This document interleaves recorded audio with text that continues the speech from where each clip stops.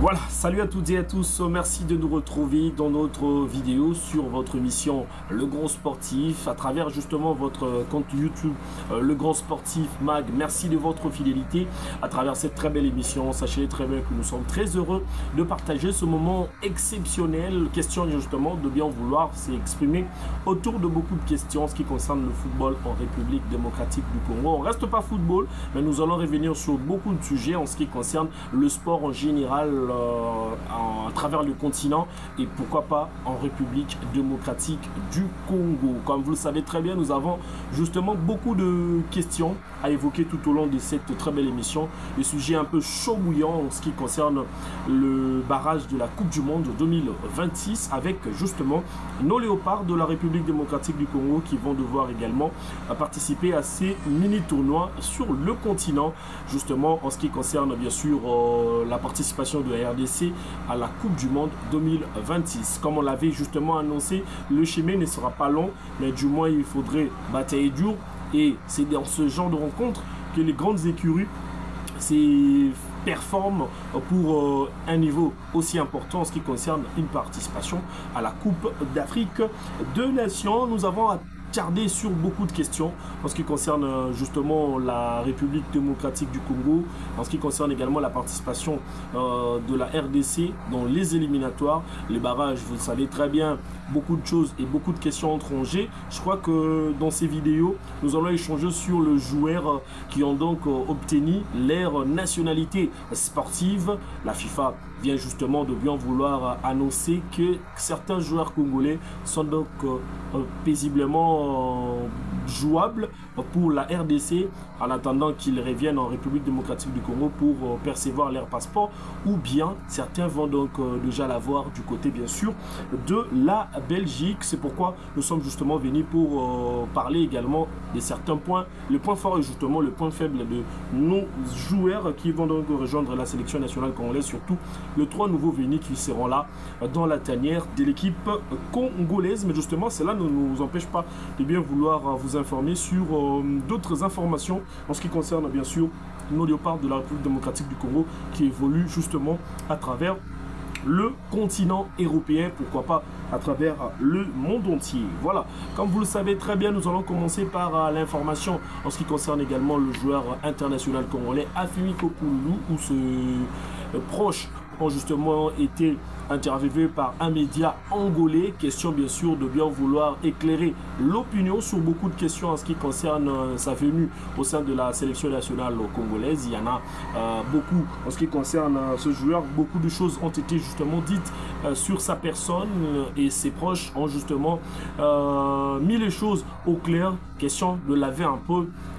cette saleté qui collait justement le gars avec qui la RDC compte justement pour lui, malgré sa non-sélection ou sa non-convocation pour la dernière trêve internationale avant justement la liste qui va justement opposer la République démocratique du Congo pour la Coupe d'Afrique de Nations. Beaucoup de lapsus, comme vous le savez très bien dans l'autre émission. Nous allons justement essayer de faire le mieux possible et d'être à la hauteur dans cette très belle émission. Qu'est-ce qu'a dit également les amis d'Afimi Kopoulou? Ils ont mis au clair concernant bien sûr la sortie médiatique ou la sortie des vidéos balancées par le grand-père d'Afimi Kopoulou qui de son côté voulait à tout prix voir également ce jeune et digne fils de la République démocratique du Congo à travers ses parents, malgré qu'il est né justement du côté de l'Angola. Son grand-père voulait justement que ce jeune puisse jouer pour l'Angola. Il y avait des garanties, où il y en a des garanties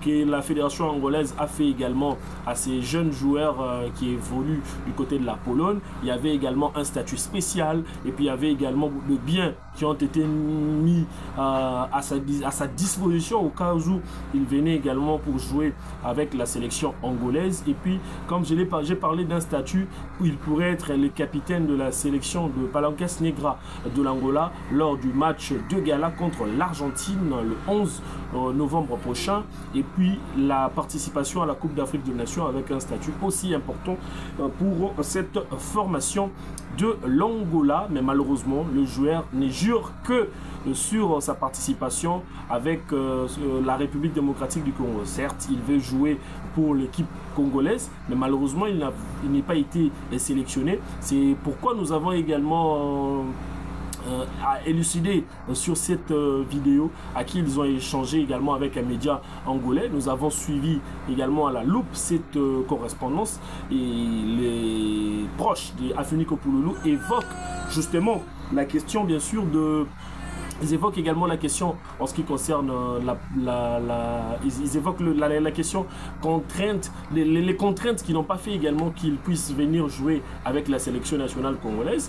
Il s'agit bel et bien d'un petit souci physique, d'un petit pépin, et le joueur va devoir faire le mieux possible. Question bien sûr de se mettre en forme puisqu'il y a la Coupe d'Afrique des Nations qui arrive à grands pas. Voilà, nous allons parler également du joueur Mario Strykens qui évolue également du côté d'Anderlecht. Je rappelle que c'est joueur international belge qui est maintenant international congolais. Il a accepté de jouer pour la RDC et sa nationalité a été complètement changée. J'en profite pour féliciter également l'administration de la Fédération congolaise de football association et les managers justement qui travaillent d'arrache-pied pour récupérer certains binationaux qui ont des problèmes avec leurs dossiers administratifs, des changements de nationalité. Ça montre qu'il y a vraiment assez de la rapidité du côté de la République démocratique du Congo, et on félicite vraiment la fédération pour ce grand travail. Et puis je rappelle que le gars, avec la formation de la Belgique, c'est plus ou moins 42 sélections avec l'équipe nationale d'âge de la formation de la Belgique. Quand même, il est aussi performant. Il pourra vraiment faire le nécessaire pour la RDC malgré qu'il n'a qu'un seul but marqué au sein de la formation de Anderlecht depuis le début de la saison. Ça prouve à suffisance qu'il est vraiment dans les 10 matchs. Et il peut à tout prix se rivaliser avec certains joueurs qui ont assez aussi du temps de jeu au sein de l'équipe congolaise. Mais avant peut-être de prendre également le joueur Metsino Silou qui frappe aussi à la porte de la RDC depuis un long bout de temps. Vous le savez très bien, ce joueur qui évolue également à la formation du FC Bâle, qui est d'origine congolais, mais qui porte également la nationalité brésilienne. Donc il doit nécessairement jouer avec la RDC, mais selon les informations que nous avons en notre possession, il a été coché dans les petits papiers de Sébastien Desabre pour le prochain stage, excusez-moi, des Léopards de la République démocratique du Congo avant la Coupe d'Afrique des Nations. Espérons que les choses seront bien de son côté, il sera beaucoup plus performant pour participer dans ce stage